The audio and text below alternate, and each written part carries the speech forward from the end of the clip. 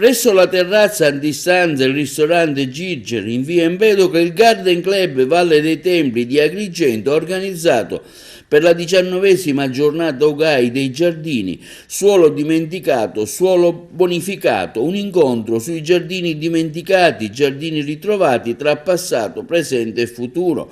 Il saluto benvenuto è stato fatto dal sindaco di Agrigento Francesco Miccichè. Quindi l'intervento di Cristiana Mancinelli Scotti, ambientalista e garden design, Romina Mancuso nella sua qualità di presidente del Garden Club di Agrigento Valle dei Templi.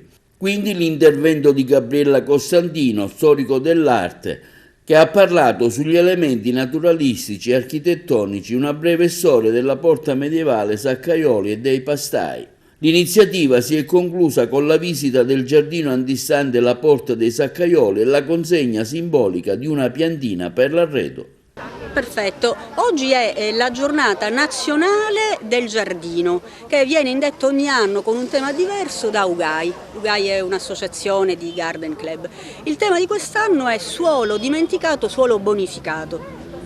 Abbiamo cercato qualcosa da presentare ai nostri soci e ci siamo ricordati di una realtà veramente incredibile, la Porta dei Saccaioli. Oggi siamo qui tra l'altro la Porta dei Saccaioli è stata da poco recuperata dall'amministrazione comunale, l'hanno ripulita, c'è una bella cripta, insomma oggi scopriremo cosa era questa Porta dei Saccaioli e abbiamo un ospite venuta apposta da Roma con un'esperienza, è una garden designer, è un ambientalista e ci proporrà delle idee che sono state già felicemente utilizzate in altre parti del mondo, in particolare a Roma. Perché ogni socio porta una pianta? Perché anche un piccolo contributo, una piccola foglia verde può aprire una speranza in un mondo grigio. Quindi non servono piante costose o giardini che hanno bisogno di una manutenzione difficile, lunga e costosa.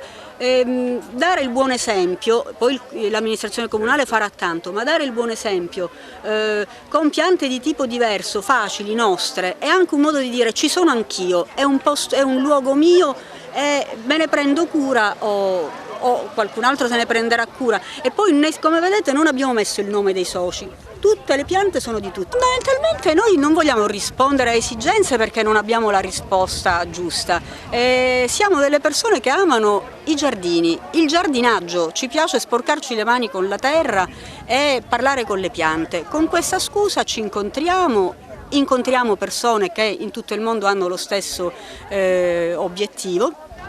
E troviamo anche il ritmo in sintonia con la natura, che è piacevolissimo, quindi forse in questo modo diamo un contributo al mondo, almeno siamo una quarantina di soci, almeno siamo 40 persone meno aggressive, meno tristi, ci proviamo. Quindi attraverso giardini e piante si creano grandi relazioni fra le persone, un po' come per la musica. E quindi sono cose che allietano, che uniscono e che fanno un bel vedere per il bene comune, perché poi altre persone magari sono invogliate. Quindi porterà la sua testimonianza qui ad Agrigento. Ecco, come vede la città lei così da un piccolo momento? Amo moltissimo questa città perché è una città speciale, ricchissima di tesori nascosti e non. Alcune cose sono estremamente ben curate, altre purtroppo come in ogni parte hanno bisogno di essere vieppiù aiutate e con le associazioni ambientaliste e di proponimento, praticamente sono associazioni del terzo settore che si mettono a disposizione volontariamente, speriamo di migliorare di gettare questo piccolo seme che contribuisce a migliorare per il prossimo. Intanto sono socia del Club Garden Valle dei Templi e poi volevo evidenziare questo dato caratterizzante la città di Agrigento e questo felice connubio che vi è fra l'elemento naturalistico, paesaggistico e l'elemento architettonico e quindi per questa giornata non potevo che proporre al club di valorizzare questo spazio a verde antistante la Porta dei Saccaioli, un monumento medievale per eccellenza che è stato recuperato anni addietro dalla sovrintendenza del Genio Civile con finanziamento della regione siciliana.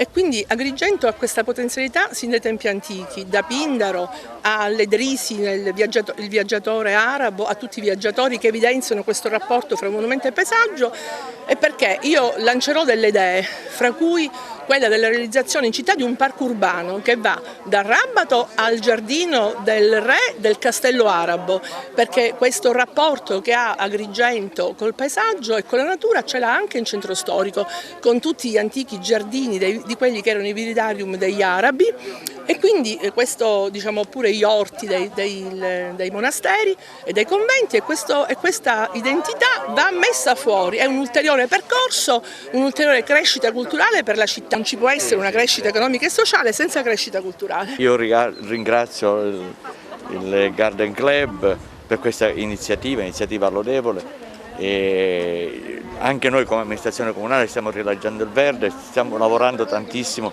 su dei progetti sul verde pubblico, e un esempio lampante è il rifacimento della Villa Bombiglio, il rifacimento anche della Villa del Sole. Penso che i polmoni verdi nella città siano fondamentali, principalmente anche per lo sviluppo psichico dei nostri giovani. Convivere col verde, convivere con la natura è importantissimo. Queste iniziative sono lodevoli. Io ringrazio gli organizzatori, ringrazio Romina Melisenta. Oggi siamo qui proprio sulla Porta dei Saccaioli, un angolo meraviglioso della nostra città, è una delle vecchie porte delle mura antiche storiche di Agrigento.